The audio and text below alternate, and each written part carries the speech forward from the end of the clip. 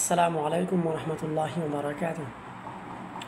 আজকে আমরা আলোচনা করব সময় ব্যবস্থাপনায় ইসলামিক দৃষ্টিভঙ্গি, অর্থাৎ আপনি আপনার সময়কে ইসলামিক দৃষ্টিভঙ্গিতে কিভাবে ব্যয় করবেন এবং কিভাবে পরিচালনা করবেন সে প্রসঙ্গে আজকের এই বিষয়টি। ইসলামিক দৃষ্টিভঙ্গিতে সময় ব্যবস্থাপনা, যেটাকে আমরা ইংরেজিতে বলি টাইম ম্যানেজমেন্ট, অত্যন্ত গুরুত্বপূর্ণ এবং তা ইবাদত ও জীবন পরিচালনার একটি অপরিহার্য অংশ হিসেবে বিবেচিত।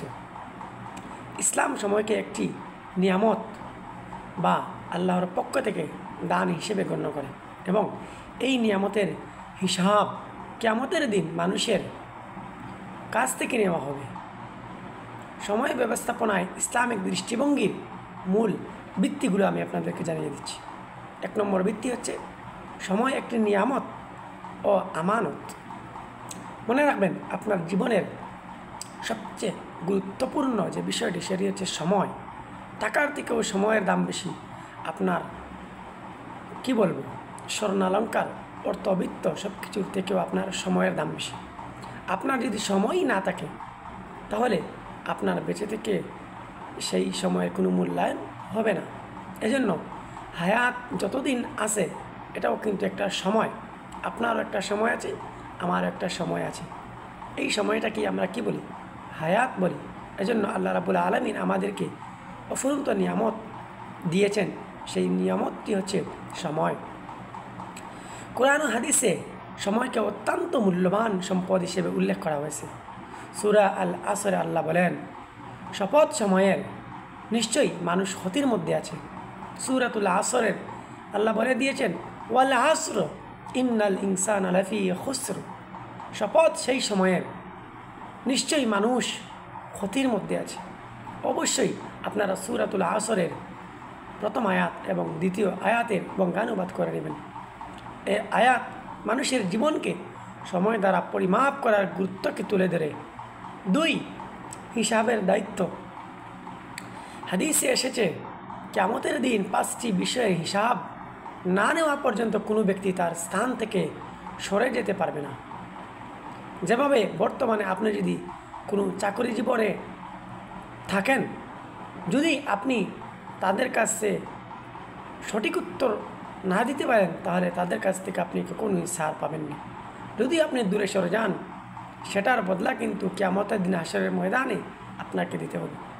তার জীবন কীভাবে কাটিয়েছে, তার যৌবন কোথায় ব্যয় করেছে, তার অর্থ কোথায় থেকে উপার্জন করেছে এবং কোথায় ব্যয় করেছে, এবং সে কতটা জ্ঞান অর্জন করেছে এবং তা অনুসরণ করছে কিনা। এটি আমার কোনো কথা নয়, তিরমিজি শরীফ থেকে বলা হয়েছে। 3 নম্বর হয়েছে ইবাদতের সময় নির্ধারণ, অর্থাৎ ইসলামে নামাজ, রোজা, হজ, যাকাত এসব ইবাদত নির্দিষ্ট সময়সীমার মধ্যে পালন করতে হয়। এটি সময় ব্যবস্থাপনার একটি চমৎকার উদাহরণ। 4 নম্বর হচ্ছে প্রভাত, অর্থাৎ সময়ের বরকত।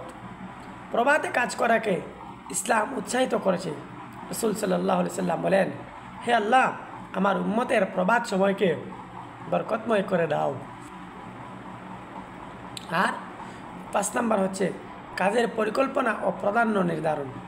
যদি আপনি কখনোই কাজের পরিকল্পনা না করেন এবং প্রাধান্য নির্ধারণ না করেন তাহলে আপনার কাজে কখনোই অগ্রগতি আসবে না। এই জন্য আপনাকে অবশ্যই কাজের পরিকল্পনা করতে হবে। আপনাকে সেই কাজের মধ্যে সবথেকে কোন কাজকে আপনি প্রাধান্য দেবেন সেটাও আপনাকে নির্ধারণ করতে হবে। নবী সাল্লাল্লাহু আলাইহি সাল্লাম তার জীবনী পরিকল্পনা ও কৌশল অবলম্বনে সময়ের সর্বোচ্চ ব্যবহার করতেন। তিনি প্রতিটি কাজের জন্য সময় নির্ধারণ করতেন এবং অগ্রাধিকার ভিত্তিক কাজ করতেন। মনে রাখবেন। 6 নম্বর হচ্ছে অলসতা ও সময় নষ্টের বিরোধিতা। ইসলামী অলসতা ও গাফলতি নিরুৎসাহিত করা হয়েছে।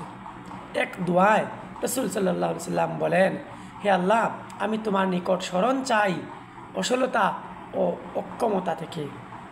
অবশ্যই সময় ব্যবস্থাপনায় ইসলামিক কৌশলসমূহ আপনাকে জানতে হবে। 1 নম্বর হচ্ছে নিয়ত আপনাকে বিশুদ্ধ করা, অর্থাৎ প্রতিটি কাজকে ইবাদতের অংশে বানানোর মাধ্যমে সময়কে অর্থবহ করা, সময়কে মূল্যায়ন করা।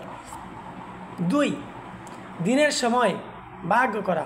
নামাজের 5 ওয়াক্ত সময়কে কেন্দ্র করে দিনের কাজগুলোকে পরিকল্পনা করা। আপনার বন্ধু আপনার সাথে দেখা করতে চায়, আপনি তাকে বলুন, হ্যাঁ বন্ধু, এশার নামাজের পর তুমি অমুক জায়গায় এই মসজিদের পাশে আমাকে এসে পাবে। তাহলে এই কথা দ্বারা কি বোঝাচ্ছি? আপনি নামাজের গুরুত্ব দিলেন, আপনি তাকেও নামাজের কথা স্মরণ করিয়ে দিলেন, আর আপনার কাজটাও হাসিল হলো। ঠিক এভাবেই আপনাকে সময়ের মূল্যায়ন দিতে হবে। 3, উৎপাদনশীলতা বৃদ্ধির চেষ্টা করতে হবে। ফজরের পর না ঘুমিয়ে আপনি প্রোডাক্টিভিটি সময় ব্যবহার করতে হবে। 4 নম্বর হচ্ছে জ্ঞান অর্জনের সময় ব্যয় করা। কোরআন, হাদিস ও দ্বীনি জ্ঞান অর্জন করা।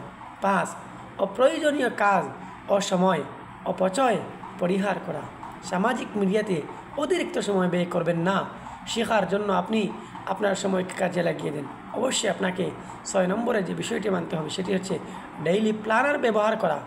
সময়ের সঠিক ব্যবহার নিশ্চিন্তে করতে তালিকা ও রুটিন তৈরি করুন। অবশ্যই আপনার সময়, আপনার এই সময়কে আপনাকেই মেনটেনেন্স করতে হবে। আজকের ভিডিও এ পর্যন্তই।